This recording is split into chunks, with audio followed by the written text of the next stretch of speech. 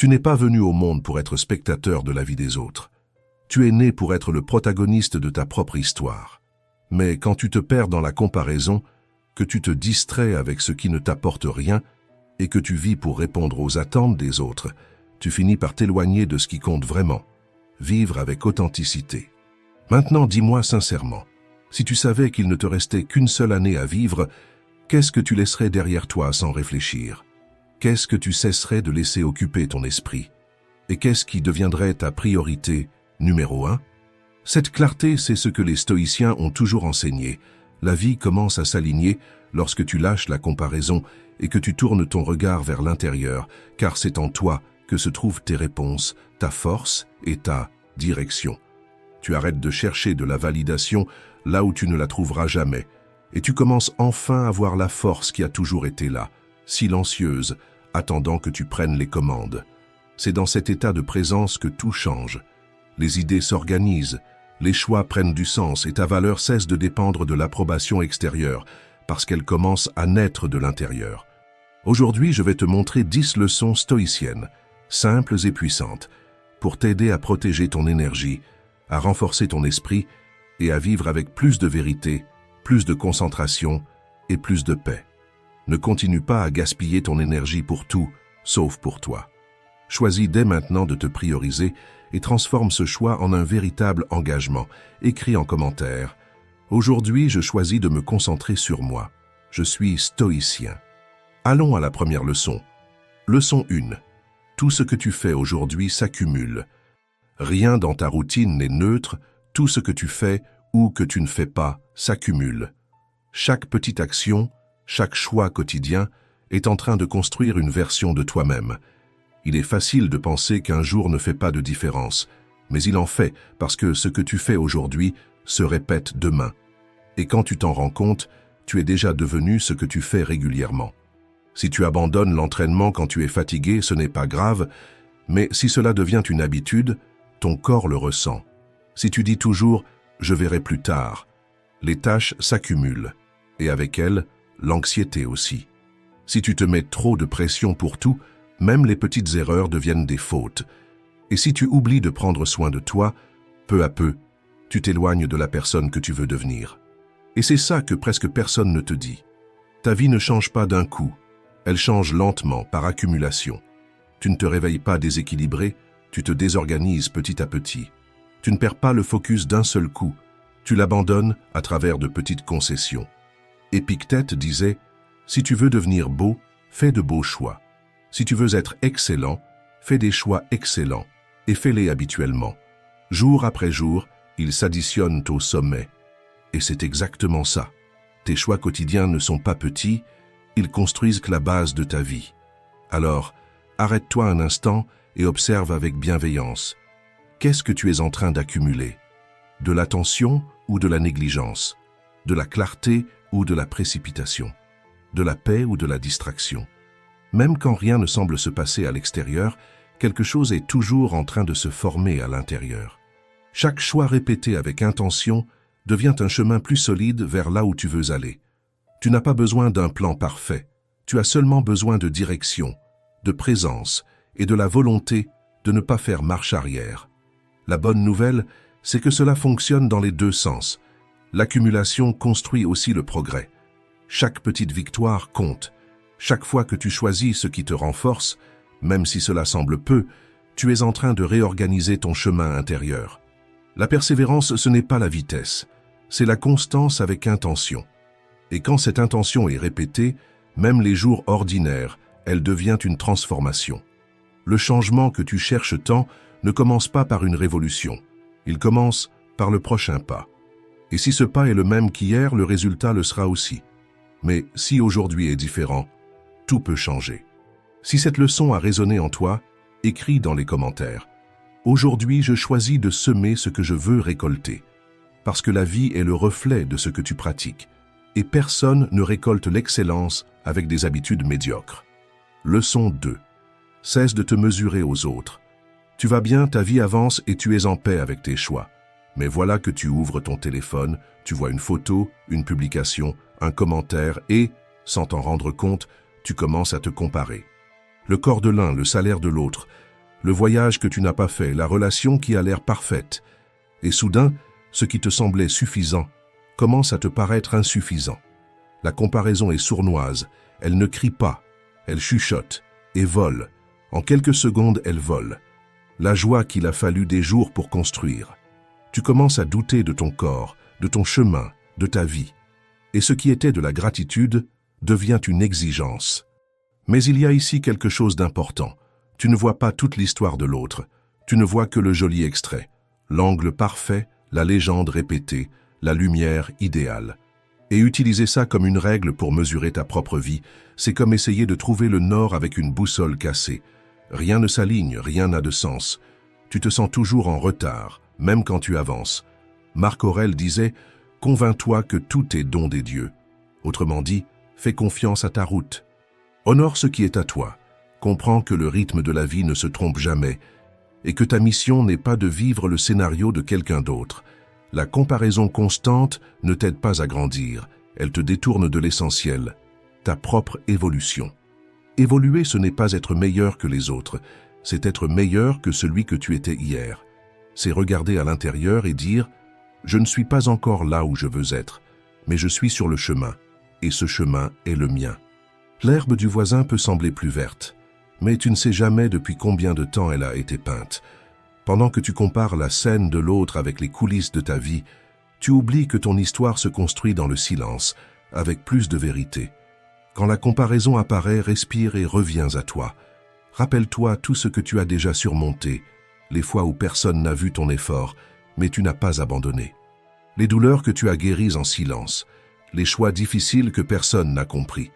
Souviens-toi que ton parcours est unique, et cela ne t'affaiblit pas, cela te définit. Tu n'es pas ici pour courir là où courent les autres, mais pour marcher avec assurance sur ton propre sol, à ton rythme, avec les pas qui ont du sens pour toi. Se comparer n'a de sens que si c'est avec la version de toi qui est restée derrière. Parce que ce qui compte vraiment, ce n'est pas d'arriver en premier, c'est de continuer d'avancer, même quand personne ne regarde. Et quand tu commences à respecter ton propre processus, quelque chose change. Le focus revient à sa place, le bruit extérieur diminue, et ta force ne dépend plus du regard des autres pour exister, mais vient enfin de l'intérieur. Si cette leçon t'a parlé, écris dans les commentaires. Aujourd'hui, je tourne mon regard vers moi, pas vers les autres. Parfois, c'est tout ce dont tu as besoin pour recommencer à grandir, te rappeler que ton chemin a de la valeur, même quand personne n'applaudit. Leçon 3. Ne te tourmente pas pour des problèmes imaginaires. Combien de fois as-tu perdu le sommeil à cause de quelque chose qui n'est jamais arrivé? Combien de conversations as-tu répétées dans ta tête en attendant le pire pour ensuite te rendre compte que rien de tout cela ne s'est concrétisé? Comme le disait Sénèque, nous souffrons plus dans notre imagination que dans la réalité. Et il avait raison, car bien souvent, le plus grand ennemi de notre paix, c'est une pensée mal dirigée. Nous avons le privilège de pouvoir penser, mais si nous ne développons pas cette capacité, elle finit par se retourner contre nous.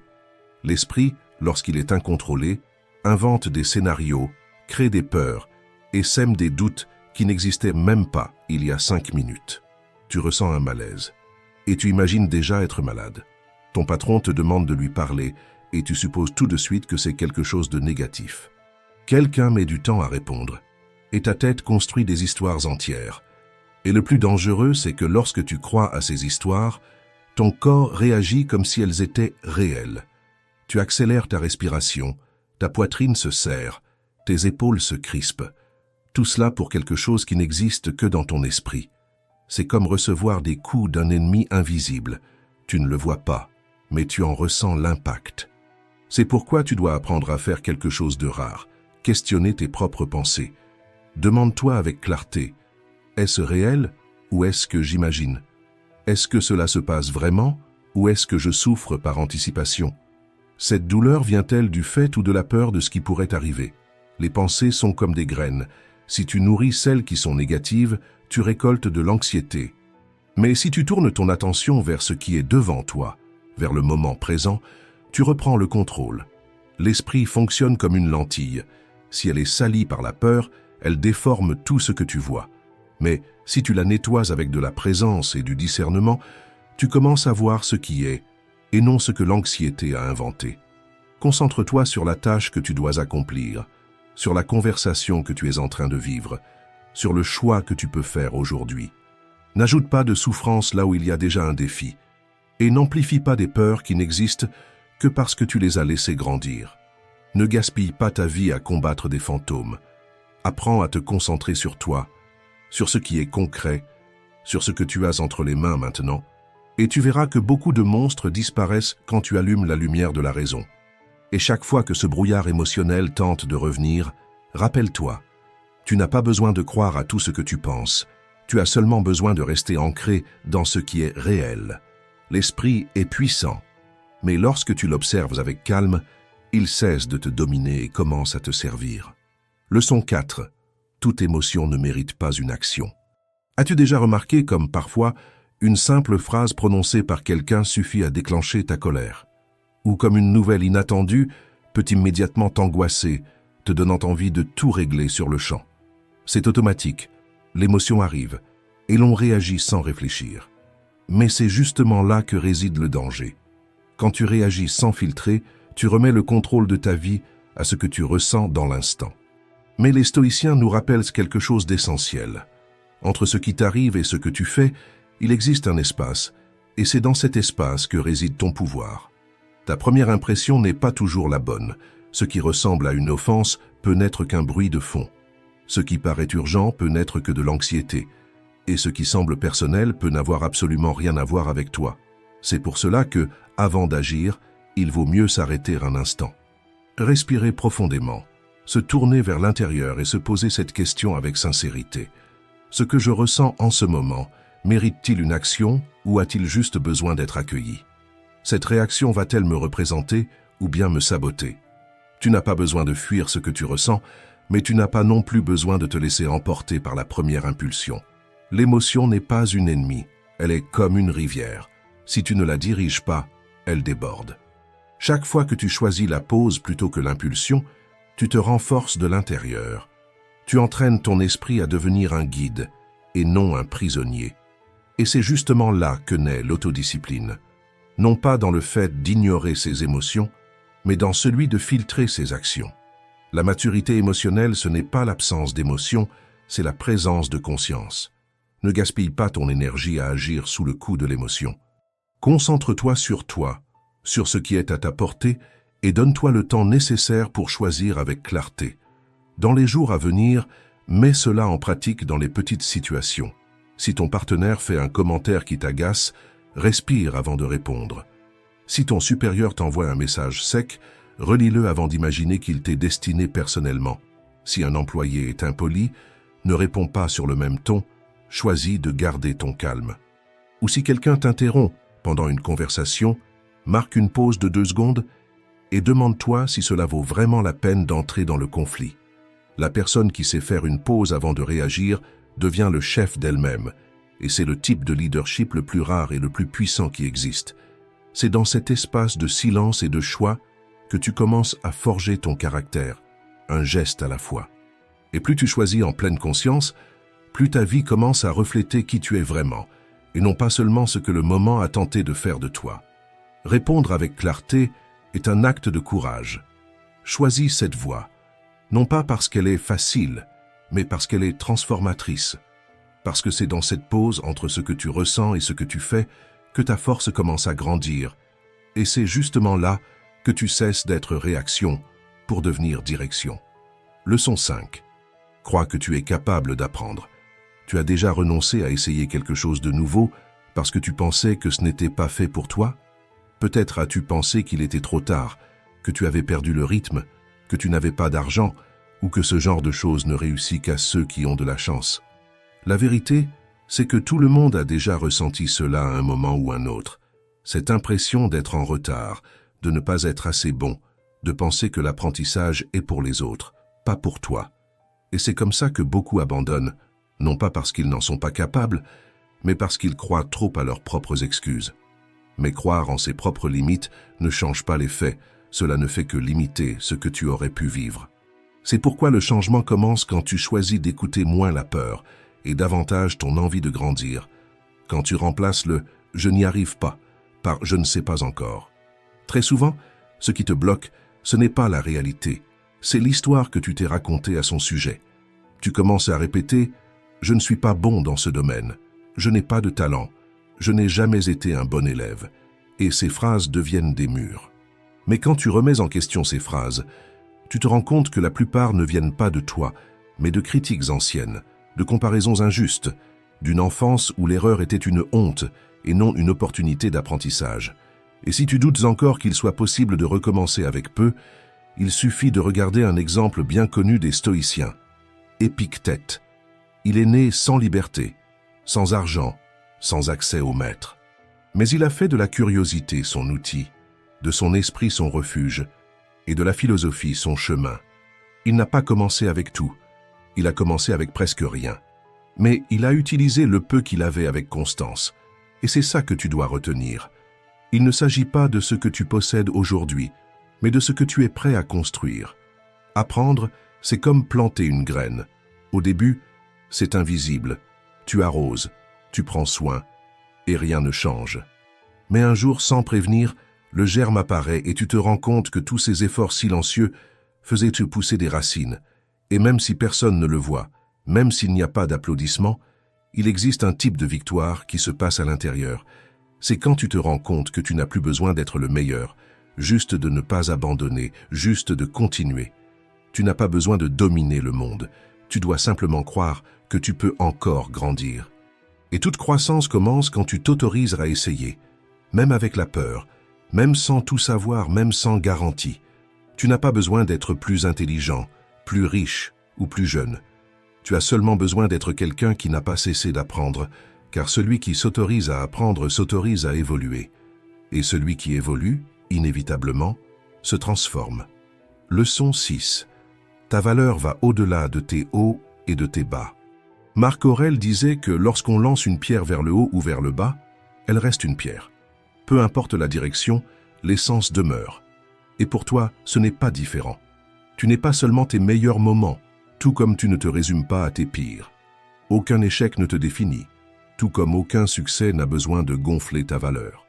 Les deux font partie du chemin, mais n'ont pas besoin de commander ton identité. Il est naturel d'éprouver de la fierté pour ses réussites, tout comme il est inévitable de se sentir frustré par ses erreurs. Mais il y a un piège à croire que les applaudissements te rendent meilleur ou que les fautes te diminuent. Tu es plus grand que les phases que tu traverses. La vie est faite de cycles. Il y a des jours où tout s'aligne et d'autres où tout semble s'écrouler. Mais si tu t'attaches trop à ce qui se passe à l'extérieur, tu risques de te perdre à l'intérieur. Tu peux recevoir des éloges aujourd'hui et être critiqué demain. Tu peux être au sommet maintenant et sentir le sol se dérober juste après. Et si ta confiance est liée à ses hauts et ses bas, ta paix dépendra toujours de ce qui n'est pas sous ton contrôle. Mais si elle est ancrée dans tes principes, dans les choix que tu fais même quand personne ne te regarde, alors oui, tu restes debout. Parce que ce n'est pas ce qui t'arrive qui définit qui tu es, c'est ce que tu en fais. Sois reconnaissant quand la vie t'offre beaucoup, et serein quand elle te donne peu. Ne te laisse pas emporter par l'euphorie, ni engloutir par la frustration. Tout passe, et ce qui reste, c'est le caractère avec lequel tu traverses chaque étape. Souviens-toi, l'or ne perd pas sa valeur quand il est couvert de boue. Et toi non plus, tu ne dois pas oublier ta valeur lorsque la vie te met à l'épreuve. Continue d'être qui tu es, honnête, intègre, constant. Sois quelqu'un qui ne se laisse pas éblouir par les compliments, ni détruire par les critiques, qui reste fidèle à son essence, même quand le monde change autour.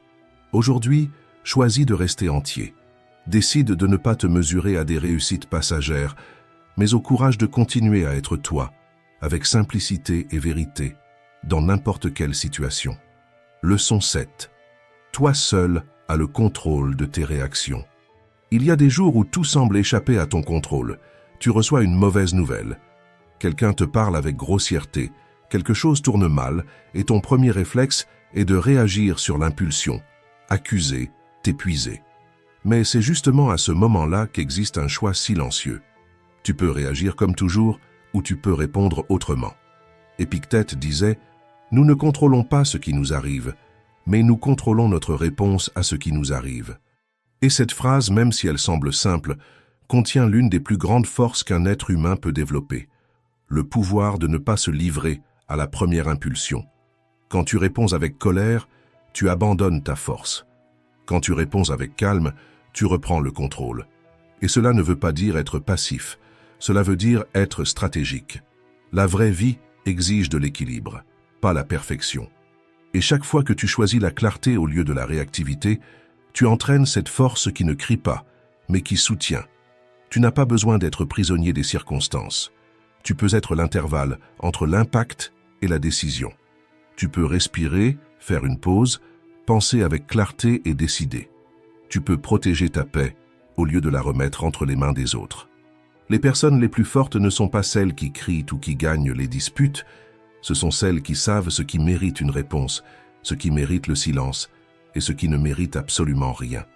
Il est facile d'agir avec maturité quand tout va bien. Ce qui est difficile, c'est de garder son axe quand la vie met à l'épreuve. Mais c'est justement dans ces moments que tu te distingues, car pendant que la majorité réagit sur l'impulsion, toi, tu apprends à agir en pleine conscience. Et ceux qui agissent avec conscience commencent à vivre avec constance. Ces personnes ne dépensent pas d'énergie à essayer de contrôler l'incontrôlable. Elles protègent leur concentration parce qu'elles ont compris que là où va l'attention, va la vie. Les personnes qui réussissent n'ont pas moins de problèmes, elles sont simplement devenues des maîtres dans l'art de ne pas amplifier ce qu'elles ne peuvent pas changer. Elles filtrent, choisissent et s'engagent envers ce qui compte vraiment. Et toi aussi, tu peux faire cela, tu peux être plus grand que l'irritation du moment. Tu peux être plus solide que le chaos qui t'entoure. Tu peux être le point de stabilité entre ce qui t'affecte et ce que tu choisis d'en faire. Ne vis pas en pilote automatique. Chaque fois que tu réagis sans réfléchir, tu remets ton pouvoir. Mais chaque fois que tu choisis comment répondre, tu redeviens l'auteur de ta propre histoire. Si cela a réveillé quelque chose que tu as besoin de reprendre en main, écris dans les commentaires. Aujourd'hui, je choisis ma réponse, pas la réaction. Parce que lorsque tu maîtrises ta manière de répondre, tu changes la façon dont la vie t'atteint, et plus personne n'a le pouvoir de t'éloigner de ton centre. Leçon 8. Ceux qui brillent dérangent. Chaque fois que tu décides de changer, quelqu'un va mal réagir. Pas toujours avec des attaques directes, mais avec des blagues subtiles, des commentaires pleins d'ironie. Ou ce regard qui semble dire « Pour qui tu te prends ?» Mais cela n'arrive pas parce que tu fais quelque chose de mal. Cela arrive parce que ton changement sort l'autre de sa zone de confort. Et tout le monde n'a pas envie d'en sortir. Il y a des gens qui préfèrent te voir répéter les mêmes erreurs, les mêmes habitudes, les mêmes rôles, parce que tout reste ainsi prévisible, facile, sous contrôle. Pense à quelqu'un qui a toujours été le gentil du groupe, quelqu'un qui acceptait tout, qui évitait les conflits, qui acceptait d'être mis de côté pour ne déranger personne. Il a vécu comme ça toute sa vie, jusqu'au jour où il commence à changer, à dire non, à poser des limites, à protéger son temps et son énergie. Au début, ses amis trouvent ça étrange, disent « C'est fou, tu as changé ». Quelqu'un se plaint « Avant, tu étais plus sympa ». Ou alors il s'éloigne, comme s'il avait fait quelque chose de mal. Mais ce qui a changé, ce n'est pas le caractère de cette personne, c'est la manière dont elle se respecte. Et cela dérange, parce que ceux qui profitaient de son absence de limites vont maintenant devoir s'adapter à ces nouvelles règles. Et maintenant, pense à toi. Combien de fois as-tu essayé d'évoluer et entendu exactement ce type de réaction? Combien de fois as-tu été jugé, non pas pour tes erreurs, mais pour ce que tu avais enfin commencé à faire correctement? Ou encore, combien de fois la critique est-elle venue précisément de ceux dont tu attendais du soutien? C'est toujours comme ça. Quand tu commences à rompre avec la stagnation, ceux qui restent immobiles se sentent menacés. Ton courage devient un miroir, et tout le monde n'aime pas ce qu'il y voit. Alors, au lieu de grandir avec toi, ils préfèrent essayer de te ralentir, non pas par méchanceté, mais par peur. La vraie croissance dérange, non pas parce que tu te perds, mais parce que tu deviens quelqu'un de nouveau. Parfois, tu seras critiqué non pas parce que tu as tort, mais parce que tu oses avancer. Et cette critique se déguise en blague, en conseil, en inquiétude. Mais au fond, elle naît de l'inconfort de ceux qui n'ont pas encore eu le courage de faire pareil. Souviens-toi, ceux qui te critiquent aujourd'hui peuvent t'admirer en silence demain. Alors, ne recule pas. Ne te justifie pas trop. Ne cherche pas à être compris par ceux qui veulent juste te maintenir dans le passé. Continue même si personne ne croit en toi. Continue même s'ils se moquent de tes choix. Parce que la constance fait taire les moqueries, et le temps finit toujours par révéler qui construit quelque chose de vrai. Chaque critique est un signe de mouvement. Ceux qui restent immobiles ne dérangent personne. Mais tu n'es pas né pour te cacher. Tu es né pour grandir, et grandir, même dans la résistance, vaut toujours mieux que de passer sa vie à essayer de rentrer dans ce que les autres attendèrent de toi. Si cette leçon a résonné en toi, écris en commentaire « Aujourd'hui je continue, même quand on doute de moi ». Parce que celui qui reste debout malgré les critiques, c'est exactement celui dont on se souviendra un jour pour avoir changé avec courage pendant que les autres se contentaient de regarder. Leçon 9. Engage-toi envers toi-même. As-tu déjà remarqué comme il est facile de se consacrer aux autres, mais si difficile de tenir un engagement envers toi-même? Tu respectes les délais au travail, tu aides ceux qui te sollicitent, tu réponds aux messages, mais quand tu promets de prendre soin de toi, tu repousses presque toujours. Tu repousses l'entraînement, la lecture, l'organisation, le plan de changement que toi-même avais dit devoir commencer. Et cela a un prix, car même si personne ne le voit, ton esprit le ressent. Il le ressent chaque fois que tu dis quelque chose sans le tenir, et commence peu à peu à ne plus croire en ta propre parole. Et voici une vérité que beaucoup évitent de regarder en face. Chaque promesse rompue affaiblit la confiance, et quand cette confiance est envers toi-même, ce qui se perd n'est pas seulement la motivation, mais la dignité. Tu dis que tu vas changer une habitude, mais tu retombes au même point. Tu dis que cette fois c'est sérieux, mais tu abandonnes à la première difficulté. Et tu commences à porter ce sentiment silencieux de honte. Honte de réessayer, honte de te regarder dans le miroir, honte de croire que c'est possible.